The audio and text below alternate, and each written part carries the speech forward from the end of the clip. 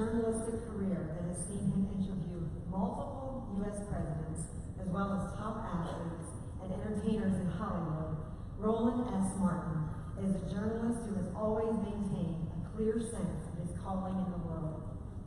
Martin is the host and managing editor of Roland Martin Unfiltered, the first daily online show in history focused on news and analysis of politics, entertainment, sports, and culture from an explicitly African-American perspective. Since 2008, Martin has been a senior analyst for the Tom Joyner Morning Show, where his daily segment is heard on more than 100 stations by 8 million people daily. He is the author of 3 books and has contributed to several others. He has been named 4 times by Ebony Magazine as one of the 150 most influential African Americans in the United States. We are excited and honored to have him as our guest speaker tonight. Please help me share a warm welcome to Mr. Roland Martin.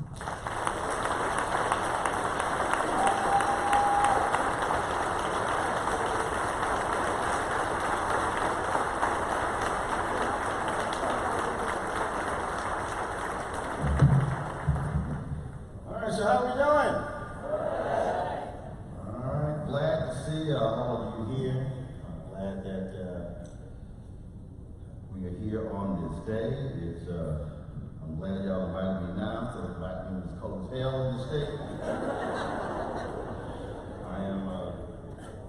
I'm born and raised in Houston. I lived in Chicago 6 years. I swear I've been invited to speak in Ohio a lot. It was always February and March. I run an ice storm, snowstorms. And so luckily I got to wear sweats today. So I appreciate that. Not only the lights on, I like seeing people. Otherwise, I look like a club in here. There you go. That's right. Plus, I like seeing people's reaction when I say something. I always say that because, a lot of times what happens when somebody goes to speak, people go, no, they make people feel good. I said, you won't always make folks feel good and comfortable. She invited my wife. She's an ordained minister. Pray with you, counsel you, lay hands on you. I always say God has given her this one spirit of comfort. God has given me a spirit of discomfort. You see me on television. I make folks real uncomfortable when they see crazy stuff. I guess that's what Fox News won't call me. But it is good to be here, good to see you here. And it's always important when we talk about what's happening really in this country economically. And it's really what I want to focus on. And I was sent a number of notes. And one of the things they said is they wanted me to speak about this idea of being a change agent. But the reality is, the title of this, I would dare say, you cannot be a change agent unless you change. You cannot be a change agent unless you change. So turn to the person to your left and ask them the question, what exactly are you trying to change?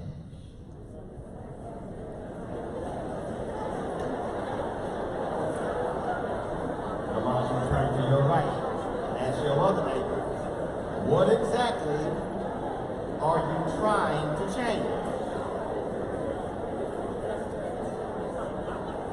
All right.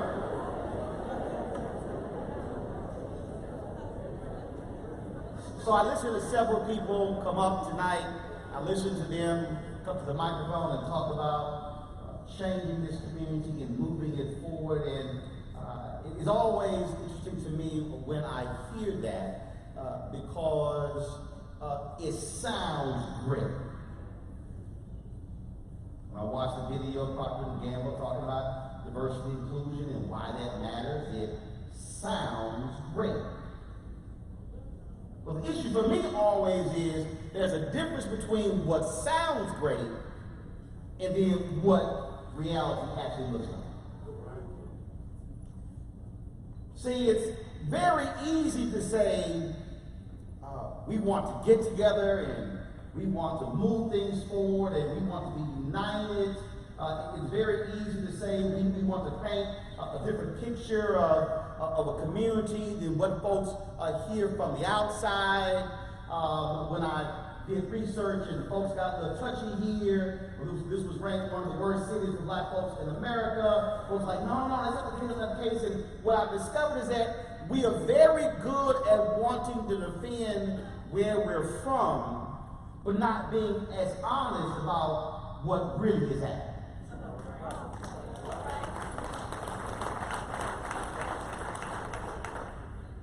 I remember when Arne Duncan was Secretary of Education under Obama, and he said publicly, that there are a lot of white suburban students who are not as smart as they think they are. Lord, white folk lost their mind across the country. Arne had to apologize, and I was talking to him, he said, Roland, what I said was true, they ain't that smart. See, we have this whole different view of what's ours, and a lot of us say that our schools are great when they're not. We say that our health system is wonderful when it's not. We love to say that our business climate is great, but it's not for everybody. We always say that, no, we all get along. And I remember when I was speaking at an MLK event in Wilmington, Delaware for DuPont, and they had on symbol on stage this whole diverse group of students, and they were talking about how they get along and how it's great and how they have this wonderful racial dynamic. And I'm listening to all this, and I'm like, y'all right. And so finally, I then said to the students, I said, well, let me ask you a question. I said, I was curious. Who do you eat lunch with? And the young lady said, what do you mean? I said, you eat lunch. Who do you eat lunch with? She said, well, I eat lunch with my friends. I said, I got you. Well, what do your friends look like? And as I kept asking that question, I could tell they started doing the butt dance. That's what happened when you're in the chair. You start like moving like, ooh, this is getting real uncomfortable. That's what happened with my opponents on TV. And I kept pushing and as I kept asking the question, what really happened was that most of of the white students ate lunch with their white counterparts. Most of the black students ate lunch with black folks. Most Latino folks ate lunch with Latinos. I said, so really what y'all doing here is y'all lying. The whole room was quiet, just like y'all. Then I turned to the parents in the room and I said, y'all are the actual culprits of this, because I can guarantee you dinner at your house mirrors the lunches of your children. See, if we really want to get, you take this room here. So we're here, it's great, folks are all gathered. If you look across this room, it's racially diverse. I see white folks and black folks, I see young folks and old folks. But ask yourself the question, does your dinner table look like this room? Now see, when you start asking that question, people get really uncomfortable. Because see, this is what I call somewhat involuntary situations. You really don't control who shows up at the table next to you. But you do control who you invite to your house.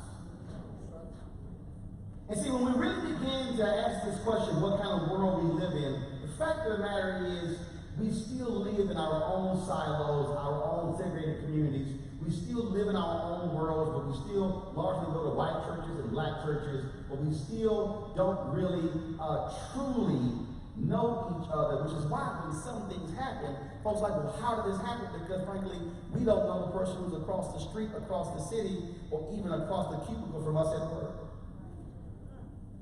So that's why when I pose the question, what are you trying to change? You have to answer that, because you can't be a change agent unless, first of all, you know what you're trying to change and whether or not you have changed yourself. I'm in an industry where we have been quite critical of mainstream media.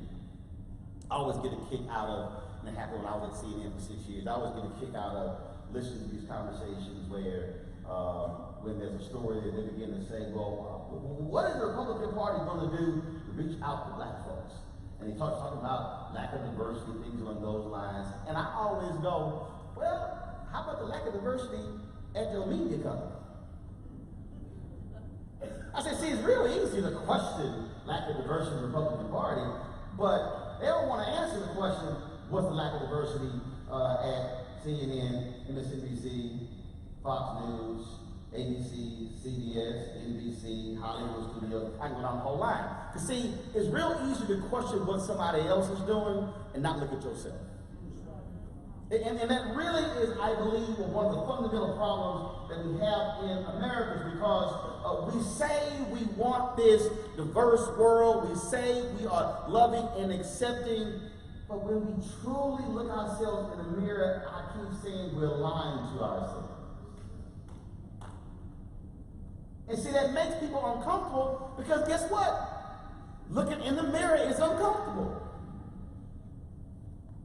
It really is, because it forces you to actually look at yourself and your flaws, and look at your body shape and your hair and your face, and some people don't look at themselves. And that, to me, I think is one of our fundamental problems, because unless we are truly willing to look at ourselves, warts and all, we are never going to be able to be the nation we say we are on paper.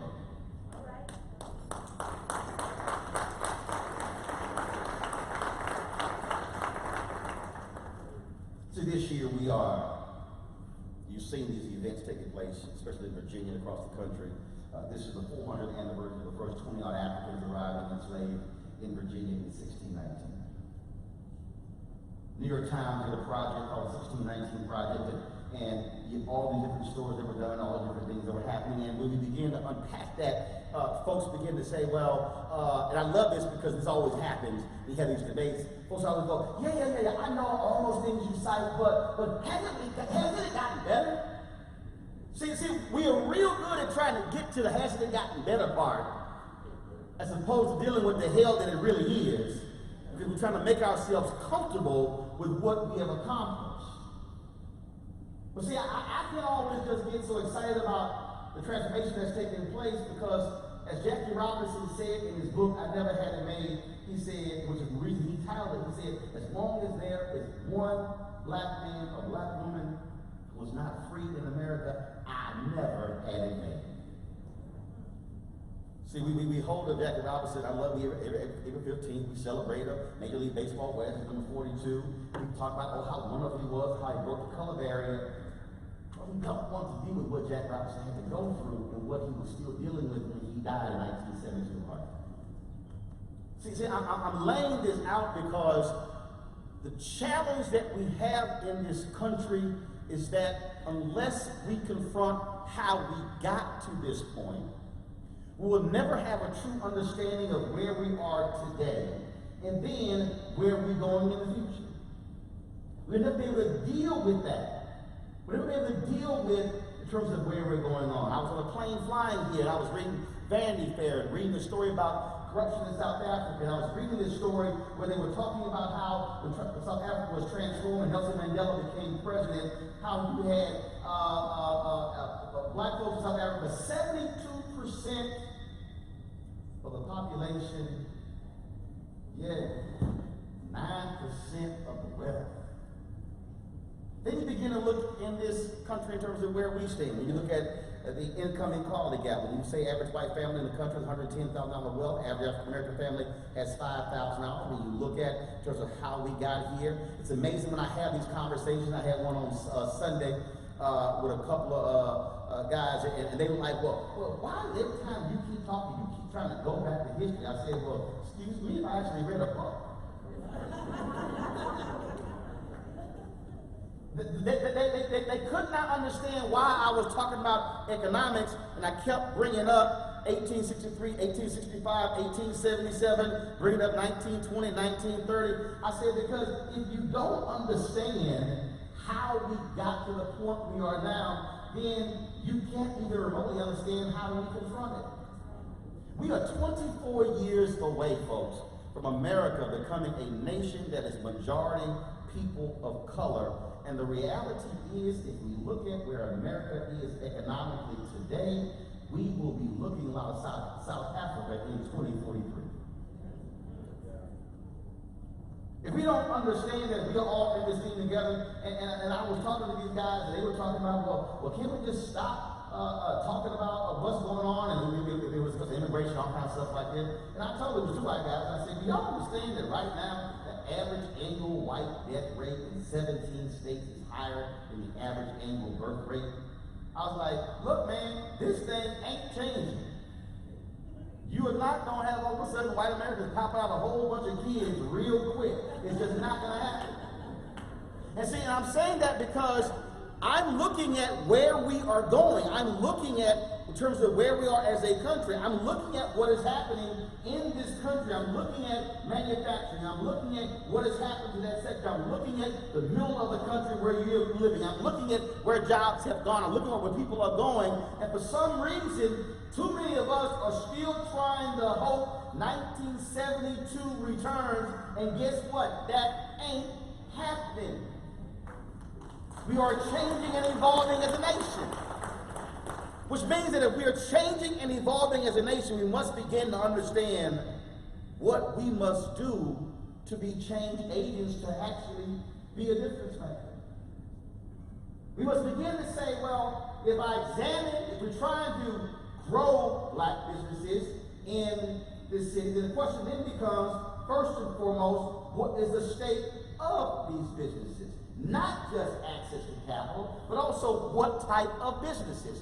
What contracts are they getting? What is being received? How are doors being opened? How are we doing what Maynard Jackson did when he took over as the mayor of Atlanta in a city that was predominantly African American, yet African Americans were receiving 0.0012% of all city contracts, meaning for every $100 spent, there's about 12 cents on black folks. He said, no, that's just not going to happen. And there were forces who fought him vehemently because he dared to say, we will not be the city in the future if the current economic trends stay the same. When Maynard Jackson's term was up and he stepped out, it was quite interesting because not a single major law firm in Atlanta would hire the most revolutionary mayor in its history. They were so angry. Let me tell you how angry white business class wasn't Mayor Jackson. They literally circulated a letter and said nobody can buy more than 2 tickets to his going away party. Mayor Jackson had to go to Chicago to secure a job at a law firm. Because he dared to change an economic system that he saw and knew was inherently unfair. Which means that if we're talking about how do we become change agents, that means that when we leave this dinner, we must go back to our places of work, go back to our institutions, city, county, school districts, and begin to ask the question, what do we look like, and do we have equality or inequality in our system? And if we have inequality, how are we going to fix it? Because paying lip service to it does nothing. What it requires is for people of conscience to say, I'm not going to be silent, and then make excuses when we know we can do better.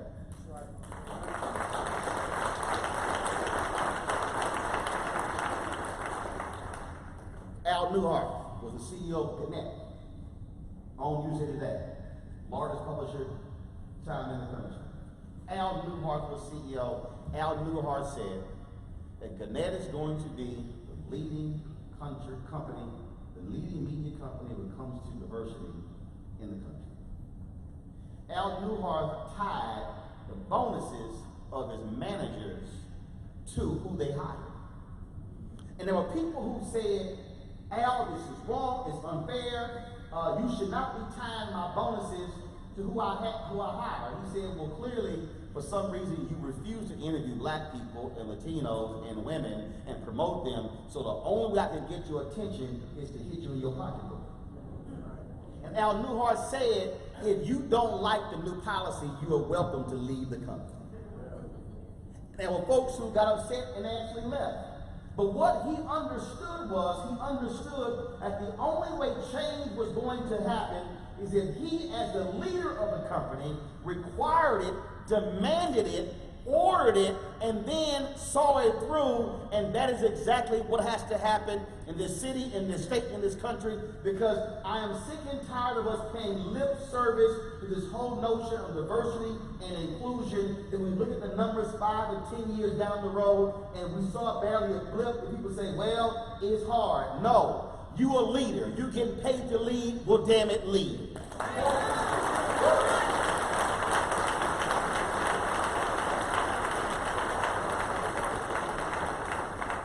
To understand how things change when leaders lead. John LeGrand is the CEO of FX Networks. And he sent an email out one day, and he said to all of his executives, he said, I need someone to answer the question, how is it that 88% of the television shows on our network are led by white men?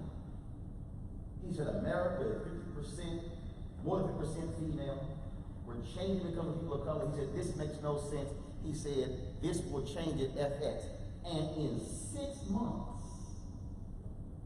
they completely changed the showrunners, they completely changed the type of shows.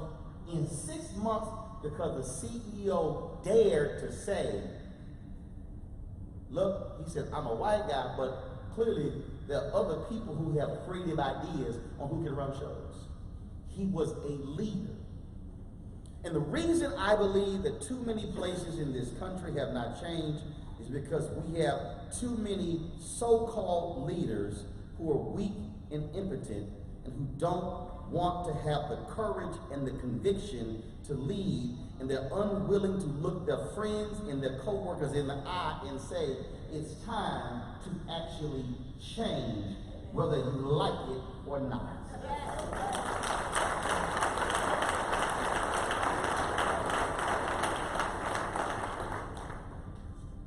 See, I can always tell how this topic is really hard for a lot of people. There's a reason I said turn the lights up. And the reason I said turn the lights up, because see, I wanted to see your eyes. I wanted to see your body language. I wanted to see whether you like am how much longer he's going to be talking. Because what I'm talking about is the hard stuff that requires us to change. And if we look at our history, we have to understand that it has never been easy to get people to change, because too many of us are comfortable where we are, comfortable in our positions, comfortable with the status quo, and if only a few get through, we say, hey, it was a great job, when that simply is not enough. What I'm talking about is that if we want to change our cities, if we want to make them grow, we want to make them better, it's going to require individuals who are in leadership. It's going to require elected officials to have guts and conviction. It's going to require CEOs to lead. It's going to require pastors to stop preaching one word on Sunday and doing something totally different on Monday, Tuesday, Wednesday, Thursday, Friday, and Saturday. It's going to require school districts and principals and administrators to say the status quo cannot continue. At some point, we need leaders to show up and actually represent the people the way they're supposed to do, and all of the people. If you are not truly challenging your system, challenging your company, challenging your business to say, how can we change and grow, you're doing a disservice not only to your employees, you're doing a disservice to your family, because America and the world is changing before your very eyes. And if I dare say you don't change, trust me, you might be out of a job real soon.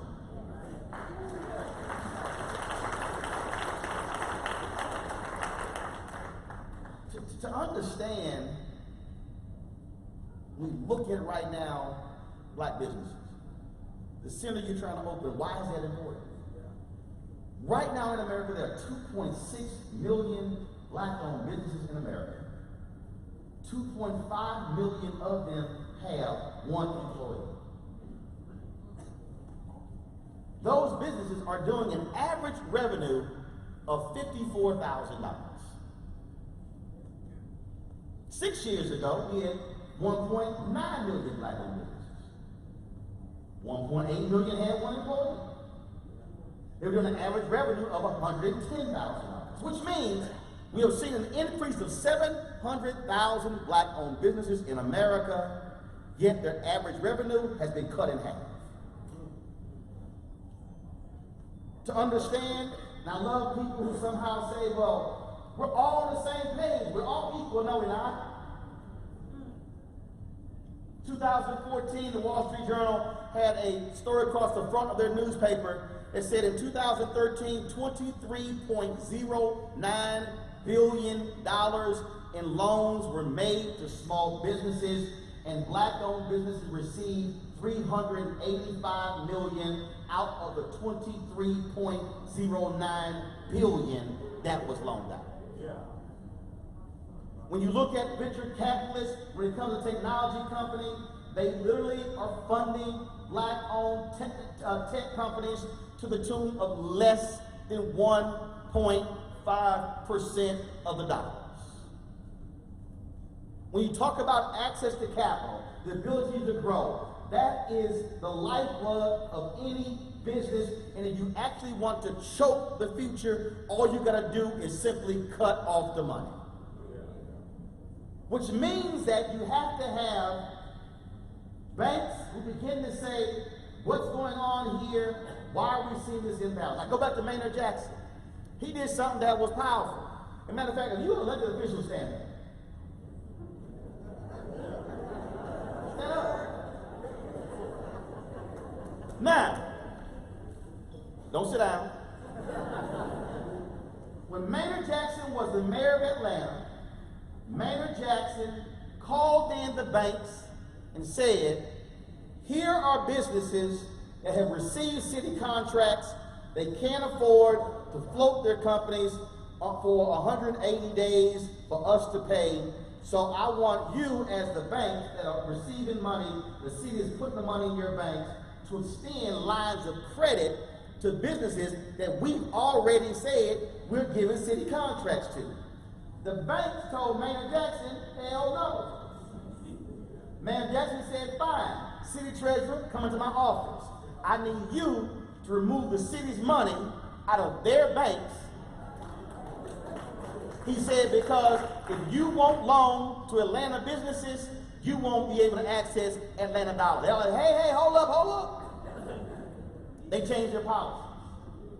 Which means that as public officials, one way to challenge folks when it comes to lines of credit is to say, if you were depositing school money, city money, county money into banks, require those banks to extend lines of credit to companies that are doing business with you. That's not a racial set aside. That's not a female set aside. That's you supporting businesses that are in your city. That's how you use your political power to change economic laws.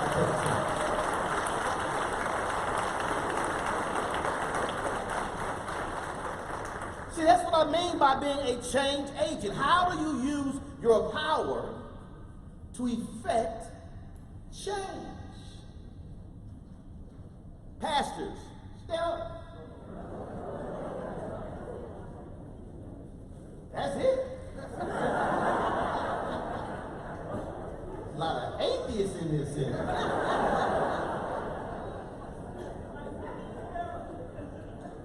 Okay, now you a pastor, you not standing up. I hope your members are here. Leave that church because you got a fake pastor. So if you on the last time, if you're a pastor, stand up. Okay, all right. In Chicago, Reverend James Meeks pastors Salem Baptist Church, the largest black church in Illinois. At the time, Bill Hybels was pastor of Willow Creek, the largest white church in Illinois. Bill Hybels and Meeks got together, and they were friends, and they said, we have to do something when it comes to the fact that 10 a.m. on Sunday is the most segregated hour of the week. So Meeks and Hybels began to preach at one another's churches. What they then did next was, they then swapped their choirs. Now that was a real interesting experience when the black choir went to the white church. And then when that white choir went to the black church, it was a little different in both of those churches.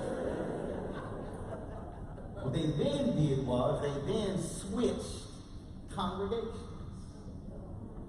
And for the first time, you had black folks and white folks who were literally worshiping at the same time, the same God in one service.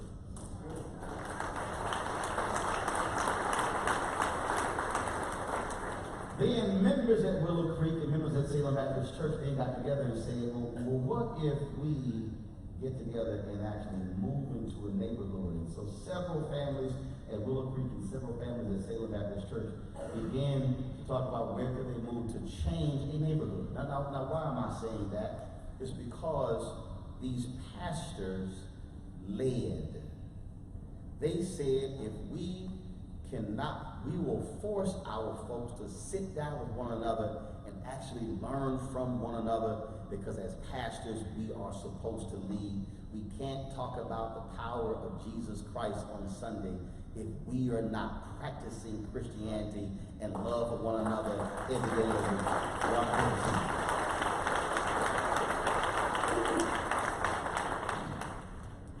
What I'm laying out to you is community transformation. I'm not interested in small baby steps. I think we are very good at small baby steps. We're real good at the small stuff. No, I'm saying that if you truly want to be change agents, you've got to think big. You've got to think much larger. You've got to also begin to put some teeth into it and begin to say, if we have X number of businesses today, how many do we want to have in 5 years? Tracking that and saying, okay, this year, how many of these black-owned businesses, how many of these female-owned businesses were able to get capital, and then how many did we increase by next year? And begin to measure that in hardcore ways. Because all these touchy-feely ways in which we lead really have not done much because we don't have time for games, because our children are watching our very move. And if we truly say we want to be difference makers, the only way to do it is to actually be aggressive in making it happen. And what it also does is challenges you as an individual to go further than you may have wanted to go harder than you may have wanted to stretch yourself.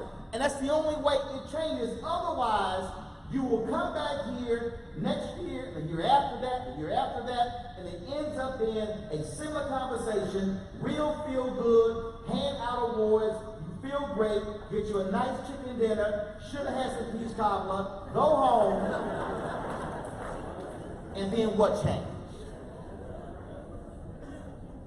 In fact, what this dinner really should serve, this dinner should serve the same purpose as when couples renew their vows. If you renewed your vows, stand up. You renewed your vows, stand up. You ever did that? Y'all didn't get married here, huh? I see why y'all ain't got preachers. Y'all ain't got nobody to get married. When people renew their vows, don't sit down. You renewed your vows. Stand up. Stand up. She's like, I don't know. When people renew their vows, the purpose of that is called renew. It's to remind. It's for one another to recommit themselves. Every person, y'all can see, every person should use this dinner not as an opportunity just to say, hey, that's great. No, it should be a recommitment to the cause of advancing economic parity in this city and this state.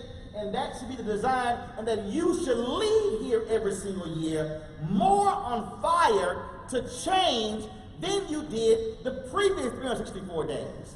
You should walk out of here saying, what more can we do? How far can we go? How can we push? How can we challenge? Who can we talk to? Who wasn't here, who should have been here? We're not going to wait for them to show up. We as collectively will go to their offices, go to their business, and say, we need you in the game.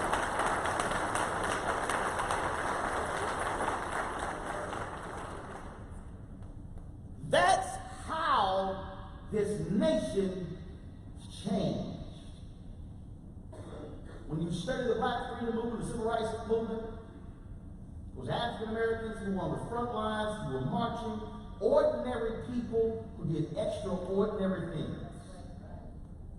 But for every Fannie Lou Hamer, you had a Viola Lauzo, a white woman in Michigan who could have easily stayed home, but she said no.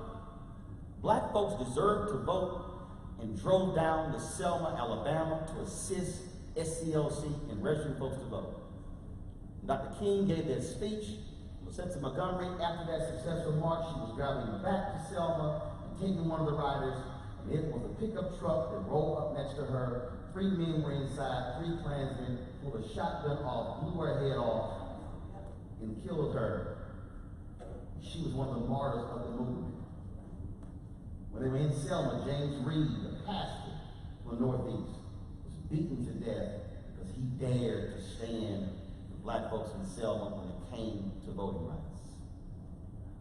Heather Heyer was killed in Charlottesville when a car plowed right into her. Why am I saying that? Because economic freedom cannot be achieved by African Americans alone. It must require black folks and white folks and Latinos and men and women and Christians and non-Christians to stand together and say, if we live here, if we worship here, if we are educated here, then we must be all willing to be in this together, and that's the only way it is going to change.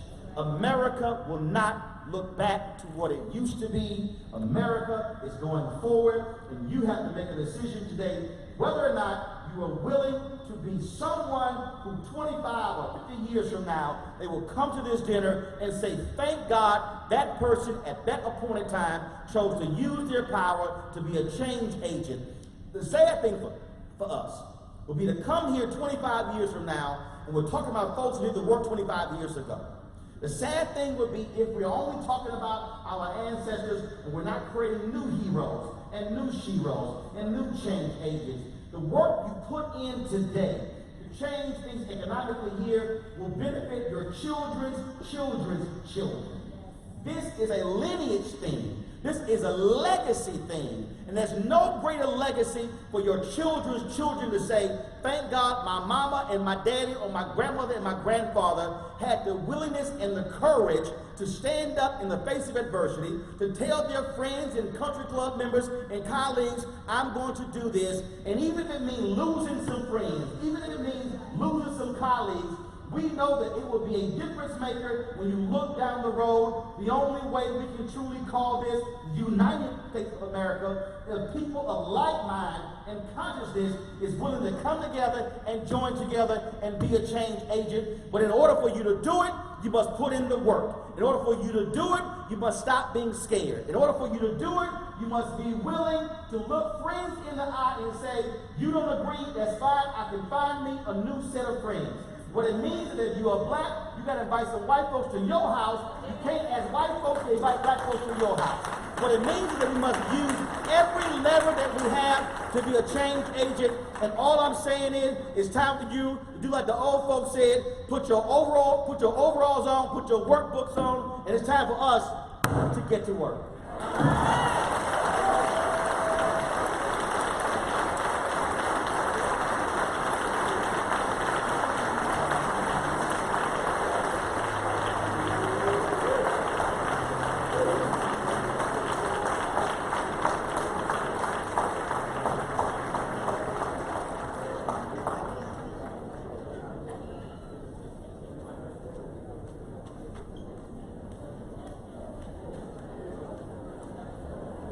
One more round of applause for Roland Martin, everyone.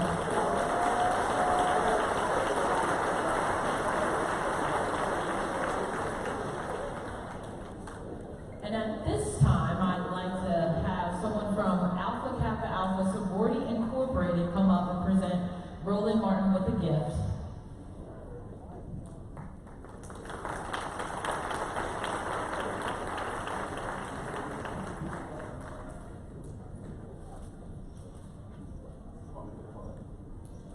Oh, I gotta get a selfie.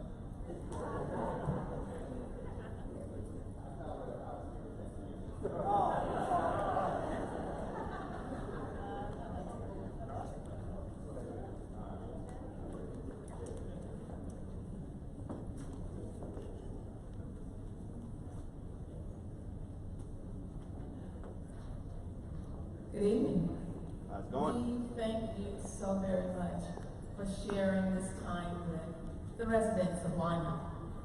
I was in Houston and I saw this entourage of women following someone, and I thought I noticed in the Pope, and you couldn't see who was in the middle of the crowd.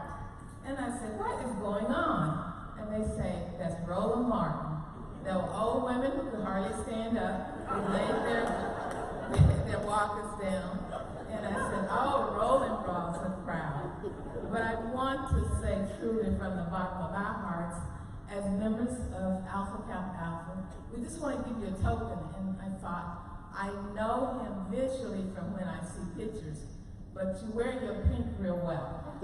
You wear it extremely well.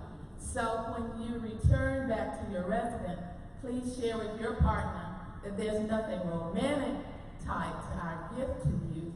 It's just we cherish what you have to share and give us a charge in the communities that you do attend. And I'd like for you to see the women of the sorority in this community. We've only been here since 1990, and I was listening to you. And we've tried to reach out. We're about scholarships, but this time we have a task we took on. We did Juneteenth. And it was a risk. And everyone was somewhat shaky. And Bart is somewhere here walking around. So I sent my program person to Bart and asked how we could connect with Bart and his art group. Immediately, he was elated. He shared with us. We went to one of the areas of Lima that kids don't get an opportunity to socialize. And I said, if it's to be done, it's up to us. We were very grateful for those partners that came in to help us put it on. We centered on the arts, Senate on any number of things, and we had 1,200 attendees, the first one. We didn't have one behavior incident, and these were kids in school systems that they said that these kids are at risk, they have problems, they don't focus, not one incident. And I think the Lima police was kind of concerned because they didn't get calls, and they cruised through, and we were all so well behaved. They had to cruise on or kind of watch what was going on. In fact, they cooked for the kids and we fed them. And I say we still need to connect, and we need to provide that opportunity to grow our own. And I'm a Southern girl, and they always say you can tell the worth of a person if they speak with a forked tongue, see which direction the voice is going. So, thank you, Roland.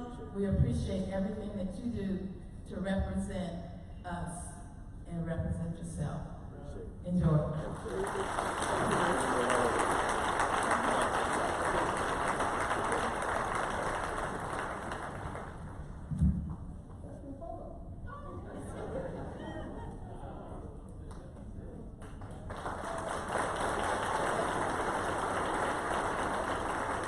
My wife, the Delta, she's not gonna get mad. Don't worry about it. Don't worry about it.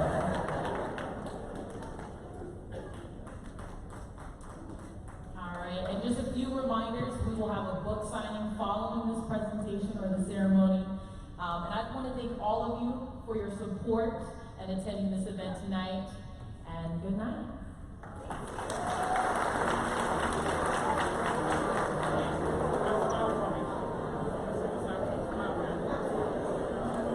You want to support Roland Martin Unfiltered? Be sure to join our Bring the Funk fan club. Every dollar that you give to us supports our daily digital show. There's only one daily digital show out here that keeps it black and keep it real as Roland Martin Unfiltered. Support the Roland Martin Unfiltered daily digital show by going to RolandMartinUnfiltered.com. Our goal is to get 20,000 of our fans contributing $50 each for the whole year. You can make this possible. RolandMartinUnfiltered.com. This is Diala Riddle, and you're watching Roland Martin Unfiltered. Stay woke. This is Director X, the director of Superfly on the red carpet, or the black carpet, and you're watching Roland Martin Unfiltered. Yo, what up, y'all? This is Jay Ellis, and you're watching Roland Martin Unfiltered. Hi, I'm Chaley Rose, and you're watching Roland Martin Unfiltered. I'm Lex Scott Davis, and you are watching Roland Martin Unfiltered. Hey, what's up, y'all? It's your boy Jacob Lattimore, and you're now watching Roland Martin right now.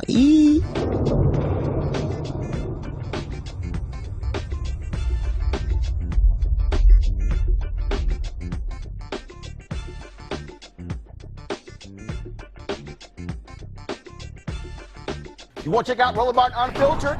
YouTube.com/Roland S. Martin. And subscribe to our YouTube channel. There's only one daily digital show out here that keeps it black and keep it real. It's Roland Martin Unfiltered. See that name right there? Roland Martin Unfiltered. Like, share, and subscribe to our YouTube channel. That's YouTube.com/Roland S. Martin. And don't forget to turn on your notifications so when we go live, you'll know it. Hey fam, want to check out Roland Martin Unfiltered, the blackest show on all of digital, cable, and broadcast. Check out our audio podcast. There's only one daily digital show out here that keeps it black and keep it real. It's Roland Martin Unfiltered. Press play.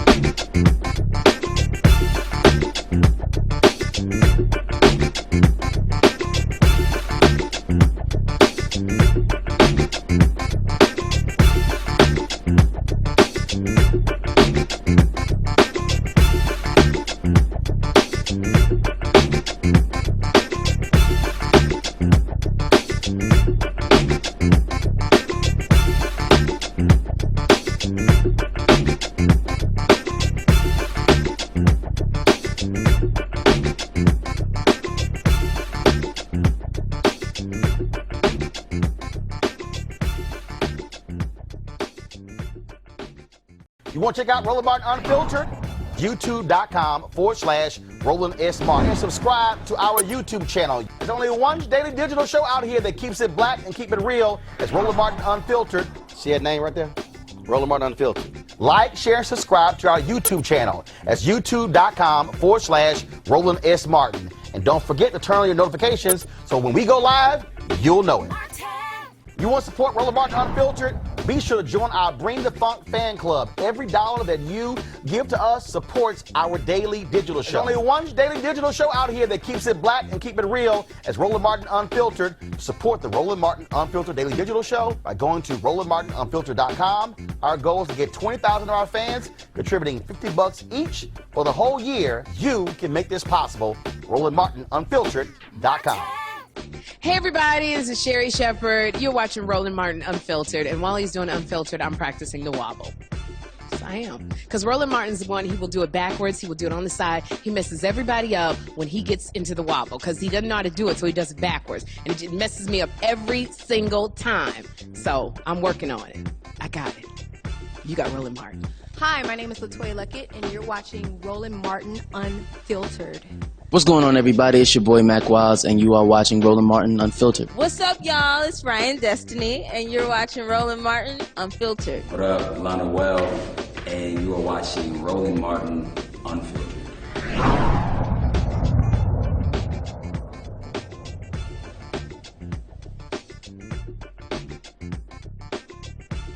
Hey fam, want to check out Roland Martin Unfiltered? The blackest show on all of digital, cable, and broadcast. Check out our audio podcast.